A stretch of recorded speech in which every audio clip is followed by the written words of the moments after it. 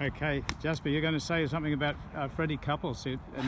Well, now since I'm playing on the Champions Tour, I get to play with him a lot. I mean, I play a lot with him on the PGA Tour and, you know, worldwide in Europe and majors and so on. But that guy is something else. He's so pure. It's actually a little bit scary because, you know, he has a broken back, so he doesn't have time to practice that much, and he doesn't have a really conventional swing because he aims sometimes, I would say, 60 yards left, and you know how he just takes it up and drops in a bit, but he shapes the ball as best I've ever seen anyone. I mean, if it's a dogleg left, he draws the driver perfectly. Never like pull draws it or push draw, just perfect. Same time if it's a dogleg right, he just cuts it perfectly. If the pin is the right, he would cut it in there, pin left, he would draw it in there. So and he plays the shapes. I mean, it's a beautiful thing to watch, but the thing he never misses, you know, like usually, you know, normally you would struggle with one shot, you know, like I feel comfortable when I'm playing well to hit the good fade, but a draw I sometimes like overdraw, or I can start a little bit too far left, or I can pull a little bit or whatever, but his ball just starts on line and has the perfect amount of spin every time. What do you put it down to? I think he's very good in eye-hand coordination. He's learned the game, feel and with your hands. You know, like he's really learned how to. Because I played with him in Hawaii, you know, a few weeks ago, and he was not going to play last round because his back was so bad.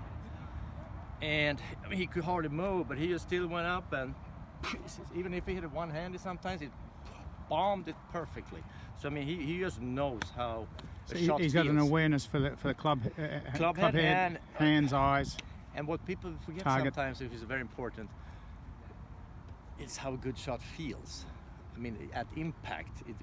If I remember, you know, before all this technology and all that, you could feel the impact before you took it back. You know, like fade feels compressed that way. I was going to go like this, and draw feels a little bit this way, and we just felt that impact, and you could feel it in your bones. And sometimes when you work too much on a swing, you're trying to make something move the ball, and you forget even how the impact feels anymore. So if you're going to say something to, like, my son's getting ready or wanting to play the tour, and to get out there and play shots and feel, just get into into that rhythm or feel state. Yeah, and Tom Watson said it the best about putting. It was a long time ago when I was working on my putting stroke, whatever, and he said that, like, oh, putting is not an intentional move or a move that you should think about.